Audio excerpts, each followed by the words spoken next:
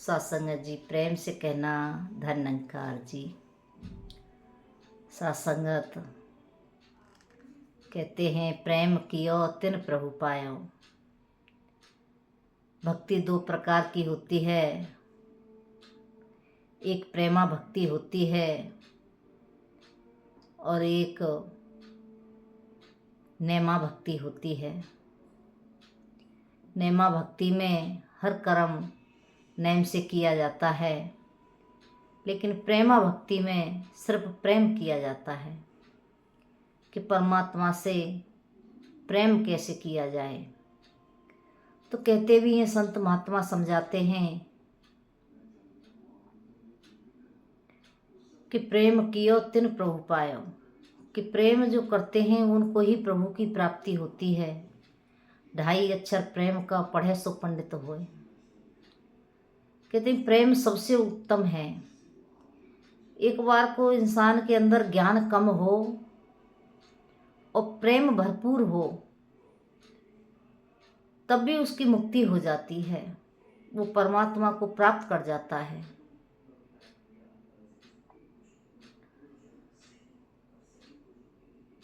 तो उद्धव जी को जब ज्ञान हुआ ब्रह्म ज्ञान का, तो उनके अंदर सब भाव आए कि ये निराकार प्रभु परमात्मा सारे संसार में विराजमान है।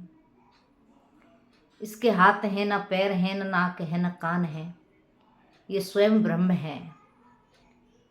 तो उनको इस ज्ञान का थोड़ा सा अभिमान होने लगा कि मैं ब्रह्म ज्ञानी हूँ। तो कृष्ण भगवान ने उनका भ्रम तोड़ने के लिए, उनका अहंकार तोड़ने के लिए तो एक लीला रची। लीला रची तो वो कहने लगे, उद्धव भैया मुझे गोपियों को प्यार बेचैन कर रहा है, मुझे परेशान कर रहा है। मेरी तरफ इस तरह लहरें आ रही हैं कि लगता है मुझे बहा ही ले जाएंगे। मेरा कुछ निवारण करो, मुझे बचाओ। तो उद्धव हंसने लगते हैं, कहते हैं प्रभु आप तो स्वयं ब्रह्म हो, आप किसी के प्रेम बंधन में इस तरह कैसे बन सकते हो? आप कैसे इस तरह से व्याकुल हो सकते हो? तो कहते हैं नहीं, मैं बहुत व्याकुल हूँ। तो एक पत्र लिखते हैं और कहते हैं जाकर के ये जाके गोपियों को दो और आप अपने ब्रह्म ज्ञान से उनको समझाओ कि उस प्रेम की पीड़ा से ऊपर उठ जाएं। तो जब उद्धव चिट्ठी लेके जाते हैं, गोपिकाओं को पता चलती है कि कृष्ण का संदेश आया है, तो एक दूसरी भाग भाग के उद्धव के पास पहुंच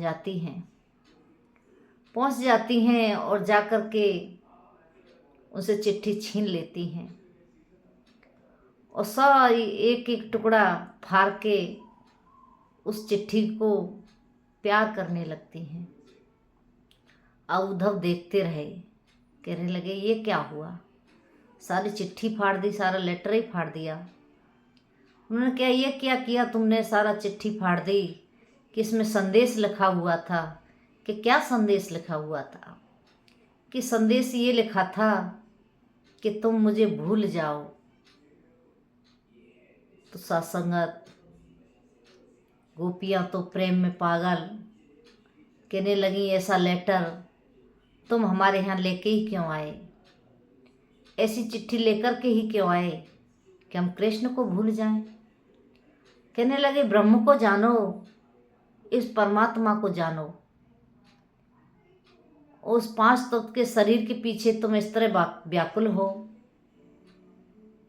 वो तो मिथ्या है। तो गोपियों ने समझाया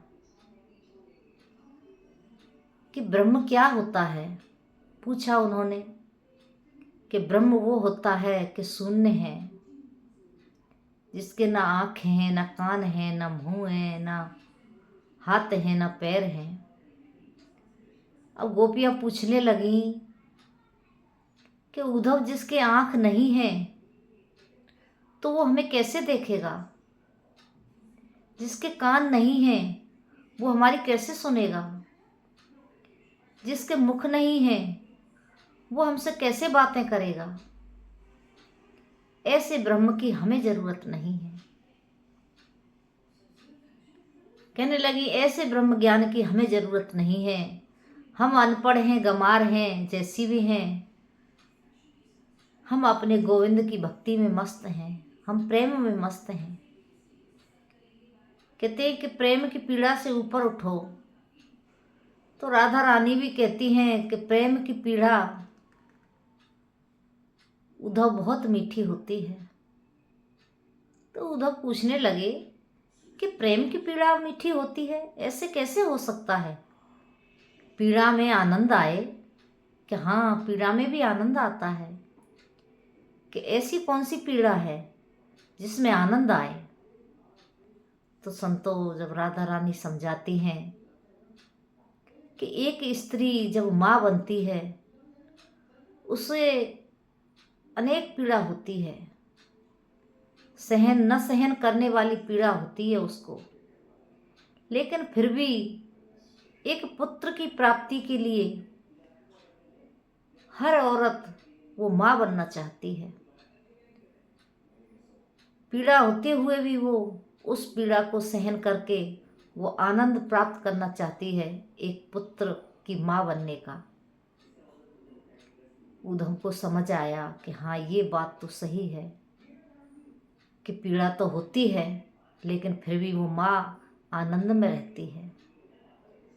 कहने लगी प्रेम की ऐसी ही पीड़ा है कि हम कृष्ण के जो प्रेम में हम खोए हुए हैं, ये पीड़ा हमें आनंद देती है।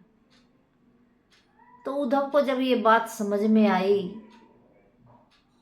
तो उसका ब्रह्म ज्ञान जो था देने के लिए जो गए थे ज्ञान को, वो धरा का धरा ही रह गया। तो संतों महापुरुषों, आज हमारे सद्गुरु ने हमको ब्रह्म ज्ञान के साथ साथ हमको प्रेम भी सिखाया है कि प्रेम भी करना है, खुद से भी करना है, दूसरों से भी करना है।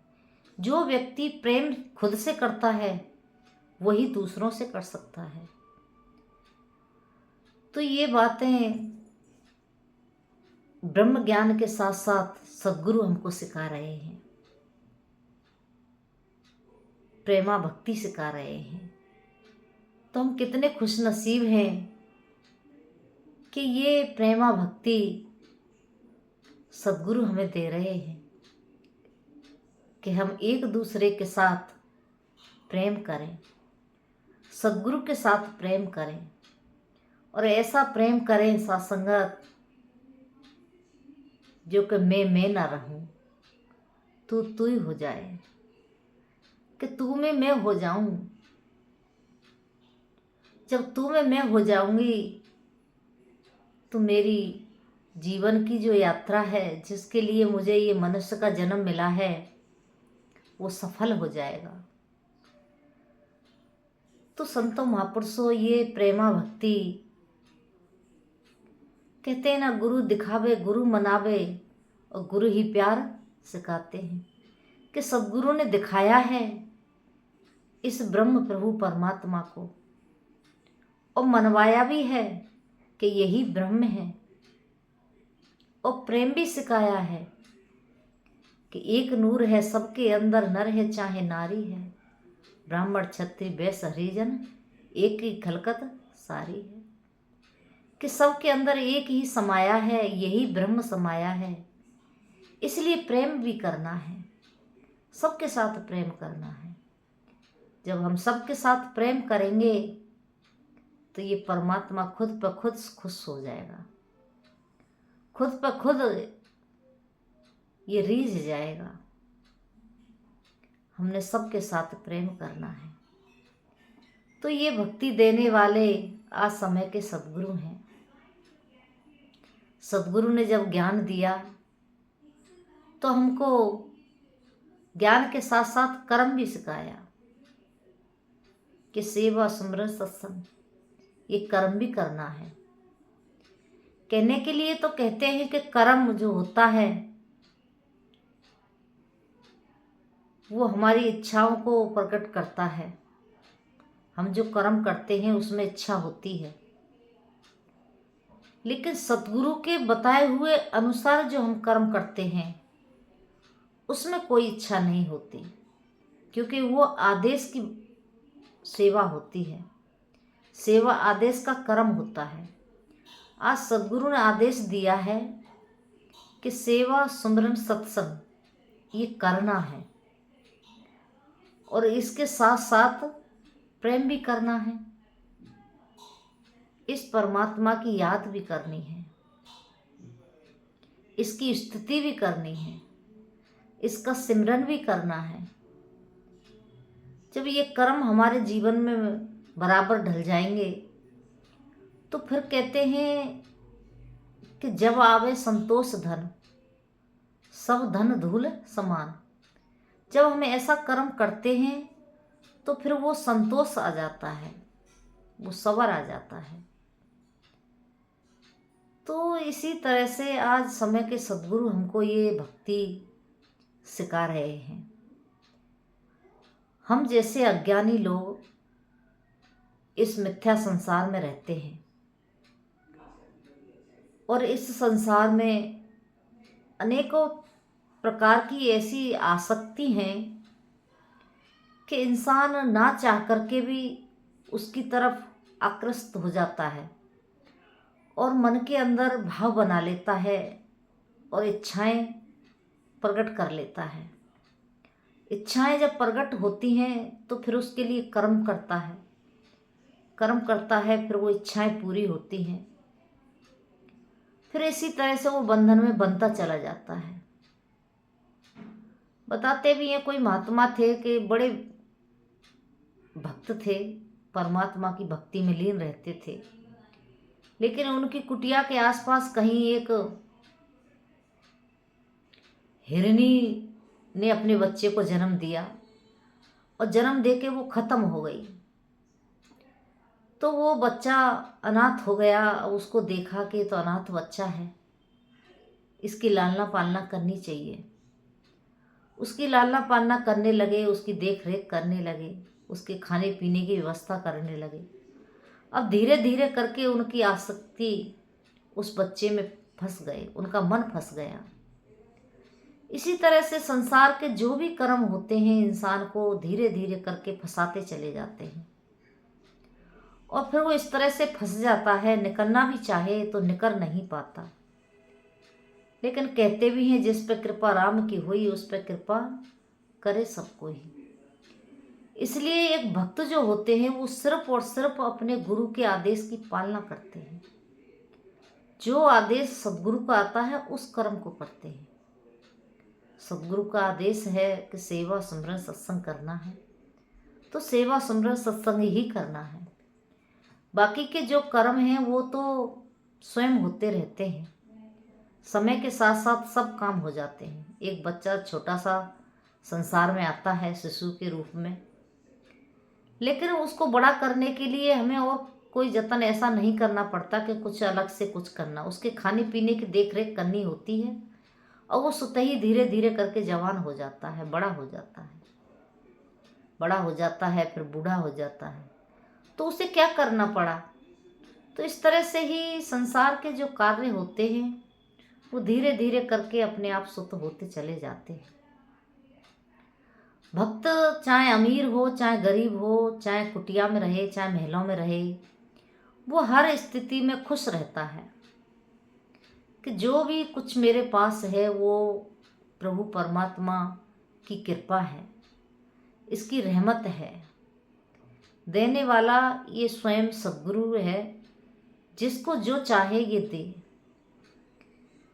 तो हमने तो बस कर्म करना है। आज हमें के समय के सद्गुरु ने कर्म यही बताया है कि सेवा सुमरन सत्संग। जब ये कर्म हम करते रहते हैं, दासी के तो देखते देखते सारे काम अपने आप ही होते चले गए। समय आता गया, काम होते चले गए। धन कभी इकट्ठा हुआ नहीं और काम कभी रुका नहीं। दासी के साथ तो ऐसा होता है। कभी दासी के पास धन इकट्ठा नहीं हुआ कि कभी 1 लाख 2 लाख 4 लाख रुपए कहीं इकट्ठे हुए हों, कभी नहीं। वही अपना महीने का आना और महीने का खर्च हो जाना। लेकिन जब काम पड़े, बेटियों की शादी हुई, पैसे लगे, 1 लाख 15 लाख 10 लाख जितने भी, पता नहीं कहाँ से व्यवस्थाएं हुई, कब कैसे सारे काम होते चले गए। दासी जब सोचती है तो मन में यही भाव आता है, सद्गुरु, दासी के पास तो कुछ भी नहीं था, लेकिन पता नहीं आपने कहाँ से क्या किया और किस तरह व्यवस्थाएं की, सारे काम स्वयं ही हो गए। तो संतों महापुरुषों, दासी का ये अपना अनुभव है कि हमने किसी काम की कोई चिंता नहीं करनी है। सारे काम स्वयं समय आता है जब ये परमात्मा अपने आप व्यवस्था कर लेता है। बस हमें थोड़ा सा प्रयास करना होता है, व्यवस्थाएं अपने आप हो जाती हैं। थोड़ी सी हमको कोशिश करनी होती है, काम अपने आप बन जाते हैं। तो कृपा करो संतों महापुरुषों, ये चमत्कार तो दासी के जीवन में हुए हैं। दासी की जब बड़ी बेटी की शादी हुई, रिश्ता पक्का हुआ तो एक भी पैसा नहीं था। और जब शादी हुई तो 12 13 14 लाख रुपए खर्च हुआ। और पता नहीं किस तरह से व्यवस्थाएं सदगुरु ने अपने आप स्वयं ही दरवाजे खोल दिए और सारी व्यवस्थाएं हो गई, शादी हो गई। छोटी बेटी की शादी हुई तो रिश्ता पक्का हुआ। मेरा भाई बैठा और मेरे पति कहते हैं कि देखो, एक भी पैसा नहीं है इनके पास में और ये बेटी की शादी करने चली हैं, पूछो इनसे ये कहाँ से शादी करेंगी। दासी के मन में यही भाव आया कि जब समय आएगा शादी का तो सारी व्यवस्थाएं अपने आप हो जाएंगी। और ऐसा ही हुआ, सारी व्यवस्थाएं अपने आप हो गई, शादी हो गई, सब कुछ हो गया। दासी ने प्लॉट लिया था बेटी के नाम से और प्लॉट को बेचने की बहुत कोशिश की, लेकिन नहीं बिका। लेकिन जैसे ही शादी हुई, सारे काम संपन्न हुए, तीसरे चौथे दिन ही उस प्लॉट की बात हो गई और सारी व्यवस्थाएं अपने आप ही सुलझ गई। सदगुरु ने अपने आप ही सुलझा लिया। तो संतों महापुरुषों, सुलझाने वाला सदगुरु है। बस हमारे भाव नेक होने चाहिए। जब हमारे भाव शुद्ध होते हैं तो सदगुरु अपने आप सारे काम कर लेता है। करने वाला निरंकार है। जब कहते हैं जन्म दिया है इसने, तो जो भी कर्म हमारे जीवन में होने हैं वो इसकी कृपा से होने हैं। जन्म के साथ साथ ही ये सारी व्यवस्थाएं पहले ही लिख देता है, पहले ही सारे कार्य कर देता है। तो कृपा करो संतों महापुरुषों, दासी ने आपका बहुत समय लिया है आज। दातार कृपा करे, रहमत करे कि आप सभी इस भक्ति के साथ जुड़े रहें, प्रेमा भक्ति के साथ। प्रेमा भक्ति में जो आनंद है, जो सुख है, वो और कहीं नहीं। प्रेम कियो तिन प्रभु पायो, कि प्रभु की प्राप्ति सुतई हो जाती है जब इंसान प्रेम के साथ इस प्रभु परमात्मा की भक्ति करता चला जाता है। तो हमने अपने परिवार में प्रेम से रहना है। कहते हैं जहाँ सुमत वहाँ संपत नाना, जहाँ कुंबत वहाँ विपत निधाना, कि सुमत में ही सब कुछ है। तो आज सदगुरु यही तो दे रहे हैं, हर भक्त को दे रहे हैं, हर संत को दे रहे हैं, सुमत दे रहे हैं, आनंद दे रहे हैं। तो दासी इन्हीं शब्दों से आपसे क्षमा चाहती है, बख्श लेना, माफ़ कर देना। और कोई शब्द आप संत महापुरुषों को अच्छा ना लगा हो तो दासी को बख्श लेना। और हमने इस ब्रह्म के साथ साथ प्रेमा भक्ति में अपने जीवन को जीना है। दातार कृपा करे, रहमत करे। कभी भी ऐसा अहंकार ना आए कि मुझे बहुत ज्ञान हो गया है, मैं ब्रह्म ज्ञानी हो गया हूँ। क्योंकि अहंकार जो होता है वो हमको कहीं का नहीं छोड़ता, वो फिर कहीं ना कहीं हमको डुबाने का ही काम करता है। तो दातार कृपा करे, सच्चा बादशाह, ये सारी धरोहर आपकी है, आपने दिया है, ये आपकी कृपा है, आपकी रहमत है, आपके आशीर्वाद से ही हम इस रास्ते पर चलते हैं। तो और हमेशा चलते रहें, सेवा स्मरण सत्संग करते रहें। इन्हीं शब्दों से दासी आपसे क्षमा चाहती है। प्रेम से कहना, धन्यकार जी।